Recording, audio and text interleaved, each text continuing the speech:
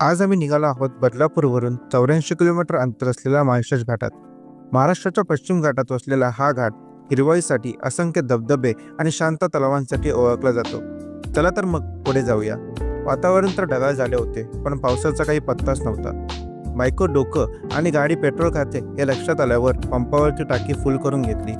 हिंडायचं म्हटलं की बायकोची खुलता कली कोंबलतच नाही। तेवढ्यातच लाल परीला वाऱ्याच्या वेगाने मागे टाकत खंडेरायाच्या लांबूनच पाया पडून पुढे निघालो। मुळगावात पोचल्यावर मुळगावचा वडापाव खाऊया असं म्हणणारे आम्ही गर्दी बघून पोटातल्या कावळ्यांना तिथेच मारलं। खराब रस्ता पार करून पुढे निघालो। तेवढ्यातच चरणाऱ्या बकऱ्या बघून हॉटेल बागेश्वरमध्ये आज किती बकरे कापले असतील याचा प्रश्न पडला। पुढे बारवीच्या रस्त्यावरची हिरवळ डोळे भरून बघण्यासारखी होती। ट्रॅफिकने भरलेल्या रस्त्यातून वाट काढत चांगला हॉटेल बघून पोटातली आग विझून घेतली आणि घाटाच्या रस्त्याला लागलो। तेवढाच एक चांगला स्पॉट बघून व्हिडिओ आणि फोटो क्लिक करून घेतले। थोडं पुढे जातोच ते मन प्रसन्न करणारा धबधबा बघत पुन्हा व्हिडिओ आणि फोटो क्लिक करण्यासाठी थांबलो। बायकोचं मन काय फोटो आणि व्हिडिओ काढून भरतच नव्हतं।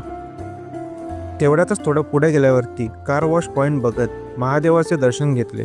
बोगदा पार करून जातोय तेवढ्यातच मेन पॉइंटवरती येऊन पोहोचलो। वातावरण तर इतकं मस्त झालं होतं की जसं की संपूर्ण घाटाने धुक्याची चादर सोडून घेतली होती।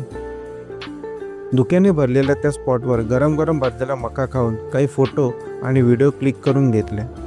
पुढे घरी निघताना रस्ते हे संपूर्ण धुक्याने भरलेले होते। समोरचं काहीच दिसत नव्हतं।